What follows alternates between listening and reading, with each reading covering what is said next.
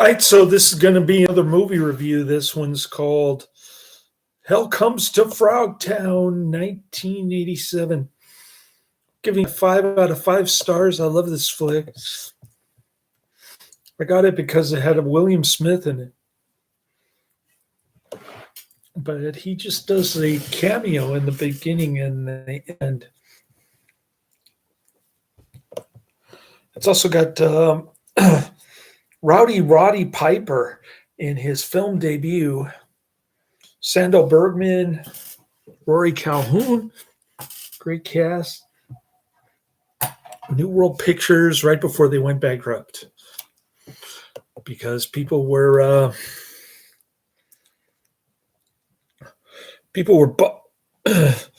going to Blockbuster Video instead of the mom and pop stores. Hollywood Video later on in the 90s. And this was the start of it. What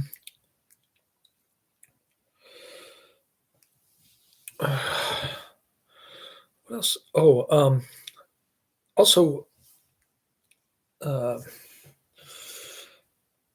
New World Pictures had about 5 financial flops. Roger Corman said that he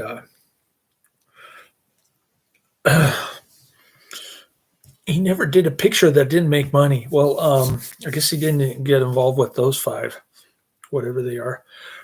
Here's the Vinegar Syndrome disc. Vinegar Syndrome. I don't know if you can see their logo there. I like her. She's some kind of a TV star. She reveals herself in this one. She doesn't, but she does in All That Jazz. I don't remember All That Jazz, but I've reviewed it. And of course, she was in Conan the Barbarian, I think. Let me check. 1982. Yeah, she was. I had a crush on her in Conan and the Barbarian. She's got a nice suntan.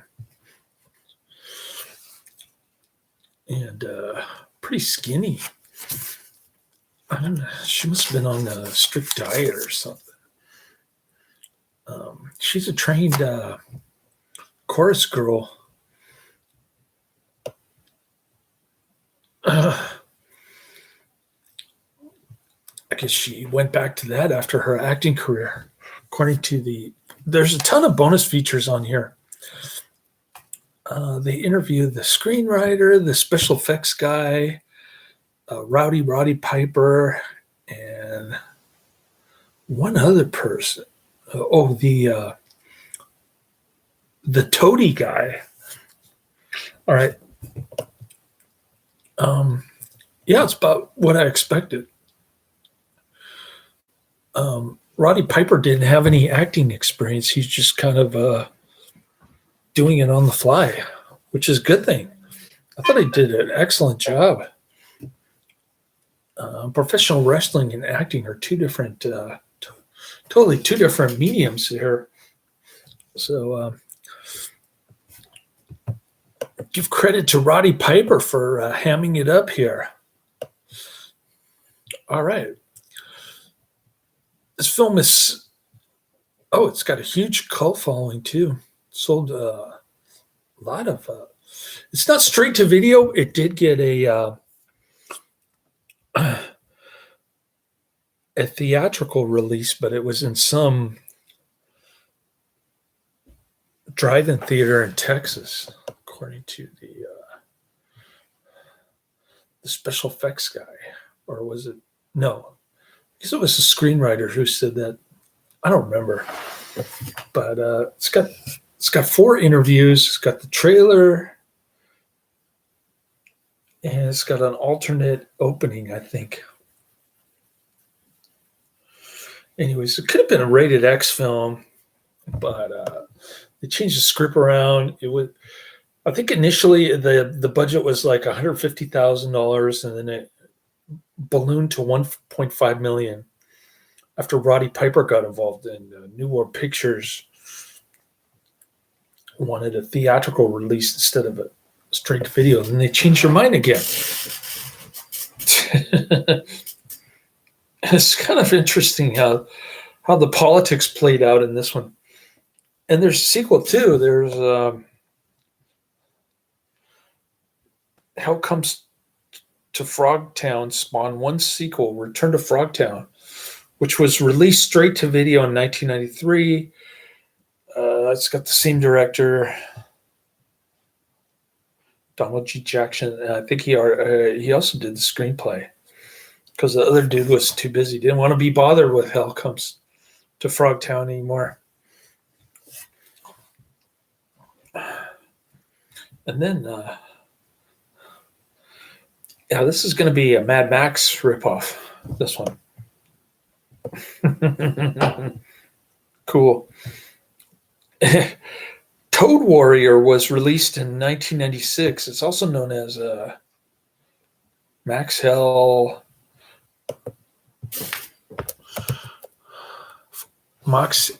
Frog Warrior. And it was later released as Max Hell Frog Warrior in 2002. According to the director Jackson, the film was intended as a standalone story. I can't find it on Netflix or YouTube. I want to see the Toad Warrior, Max Hell Frog Warrior, whatever it's called. I don't know the difference between the two, but maybe they're the same. I don't know. Can't find either one on Netflix or YouTube.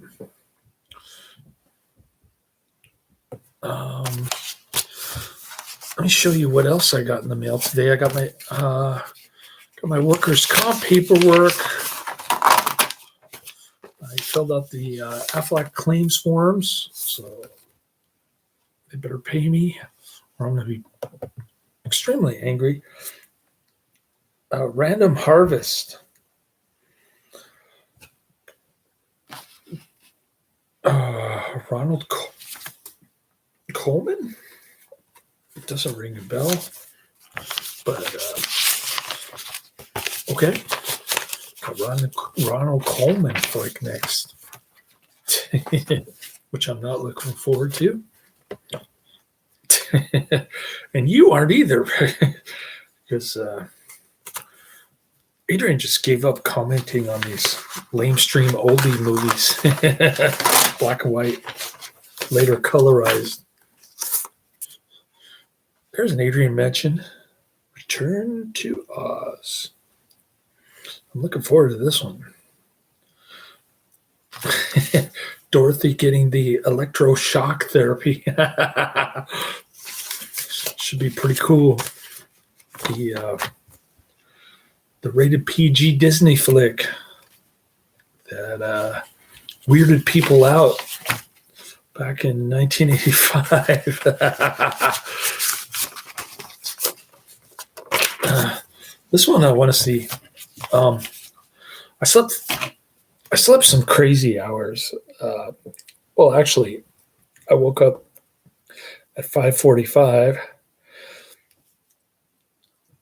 Then I had a phone interview. They said that I got the job for warehousing, $20 an hour from 3 a.m. to 11 a.m., which really works out with my schedule. Finally.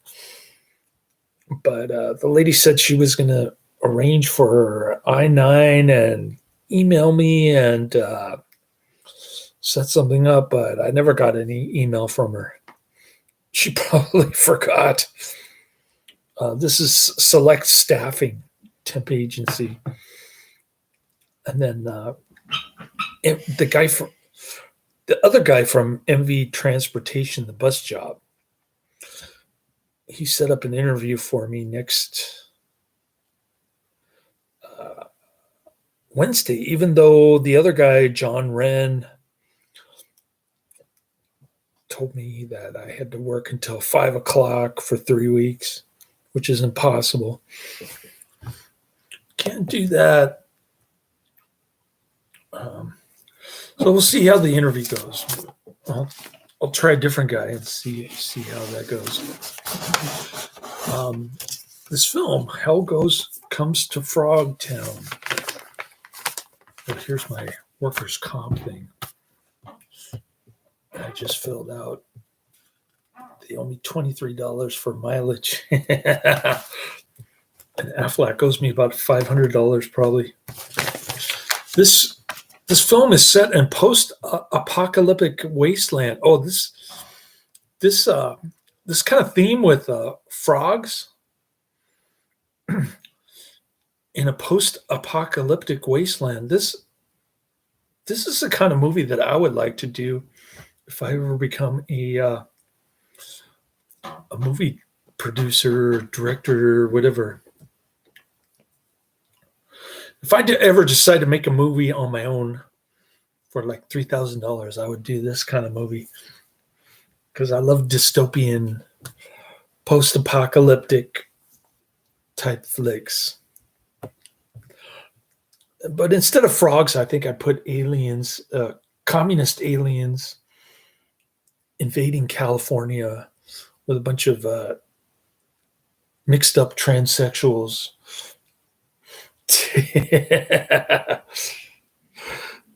That's more like California, right? Yeah. Communist mixed up transsexuals everywhere.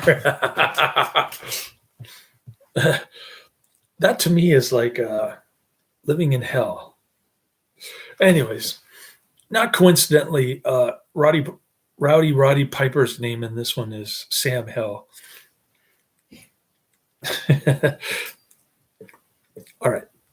So the post-apocalyptic wasteland where few fertile men and women exist due to atomic fallout. As a result, the government places a higher priority on those who can still breed.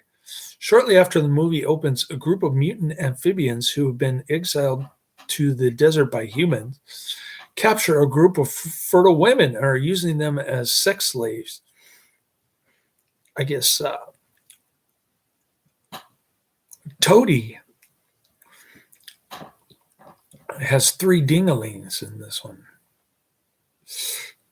Sam Hell Piper is a nomadic traveler who wanders the countryside. Okay, the first 30 minutes to an hour are kind of boring. Not much happening, just boring build-up. But the last 30 minutes, more than make up for here.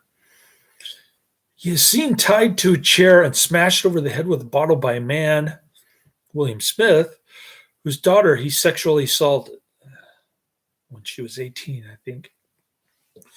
He is eventually captured by an organization of warrior nurses, the closest thing to a government in this region of the world. Wait, you just said the government places a high priority, and now you're saying it's close to a government, but not really. Okay, Wikipedia would just go with what you say. Who revealed they located him by tracking the trail of pregnant women left in his wake. Oh, he's a breeding monster. The original plan was to use him as a breeding stock with their collection of fertile women, but this was the group captured by the mutants. Okay. Change of plan. We've got to go rescue the fertile women now. With their own attempts to capture the women failing, the group pressures Hell into service as a mercenary.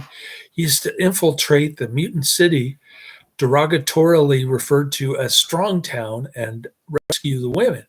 To make sure that the rebellious Hell follows his orders, he is forced to wear an electronic protective codpiece that will explode if he disobeys or tries to abort his mission. Having already had numerous samples of his reproductive material taken, he is now deemed far more expendable than the women themselves. Oh, I don't know where they got that. I don't know where they got the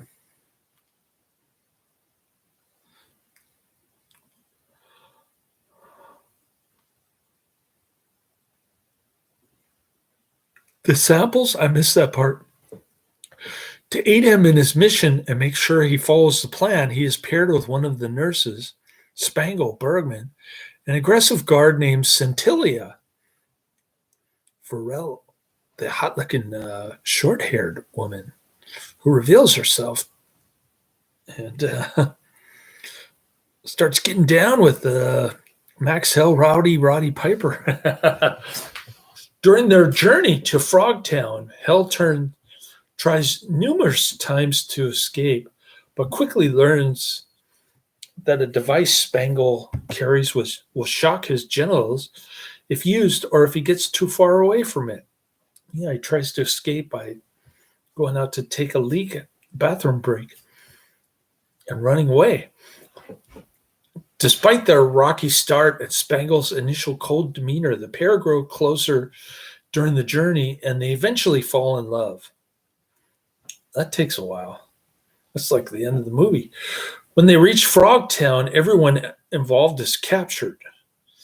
The Frog's second in command, Bull, Nicholas Worth, don't know who that is, tortures Hell and attempts to remove the cod piece for its technology. Meanwhile, a slightly drugged Spangle is forced to work as a slave and dance for the Frog's commander, Toady. Brian Frank, don't know who that is, but I saw him in the bonus features. I do know who that is. He's got long sideburns, and he's I think he's 6'4". In the notable Dance of the Three Snakes sequence, that's supposed to be the highlight of this movie. I didn't think it was that great. There's a scene right before this that has some subtle lesbian foo hint. But I think the original screenplay had a lot more going on there. At least that's what the screenwriter said. It wasn't what he had envisioned. It wasn't nearly as provocative as what he had envisioned. Proving more successful than she had wished, the nurse soon finds herself at the mercy of the roused commander with his 3 dinglings. However, with the codpiece now removed, Bull finally removed it with a chainsaw, but it blew up and killed him. That was pretty cool. This movie is corny in the beginning, but once they get to Frogtown, it starts to pick up really fast. And there's even some explosions at the end.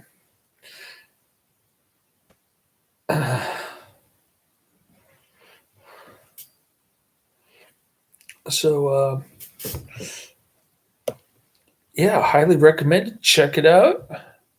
It's got sequels and spin-offs. It inspired Hell Comes to Quahog episode of anime television series Family Guy.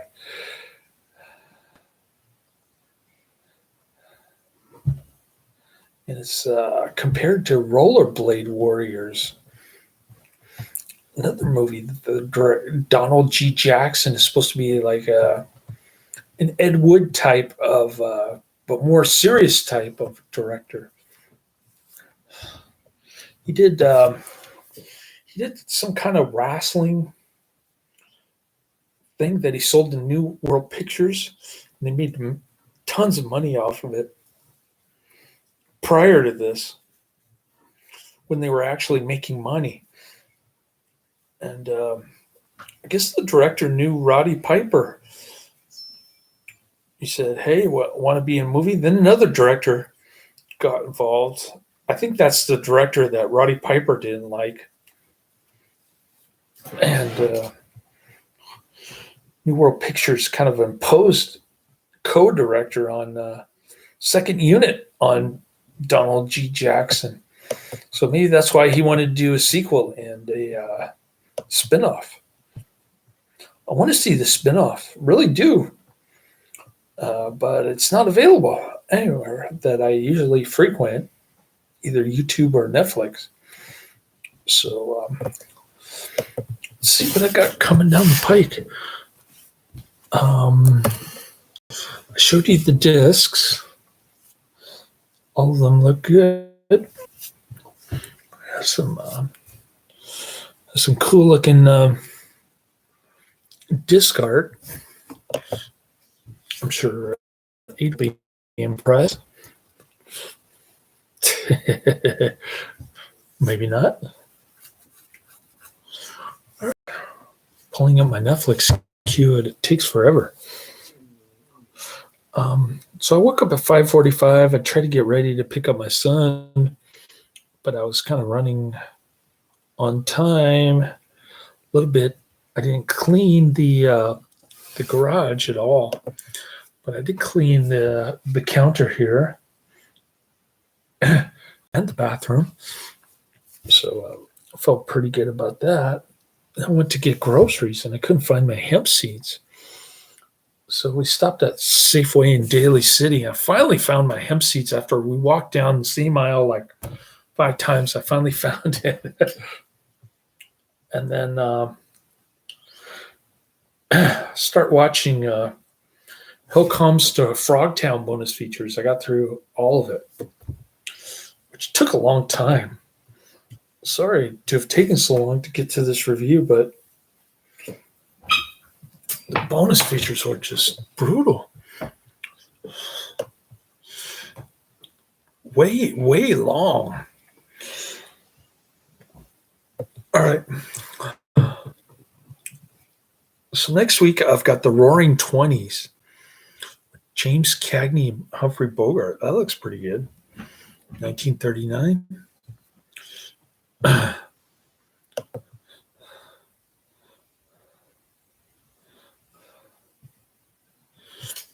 What else?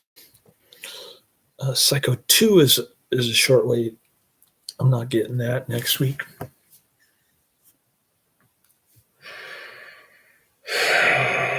Come on. Wait. So I said the Roaring 20s, 1939 with James Cagney and Humphrey Bogart, Room Service, and At the Circus. Double feature. Marx Brothers. That should be somewhat amusing. And The Great Maginty, 1940. Not sure what that's doing on my queue. Maybe it was saved and it moved its way up. I'm thinking The Great Maginty or McGinty. The Great McGinty.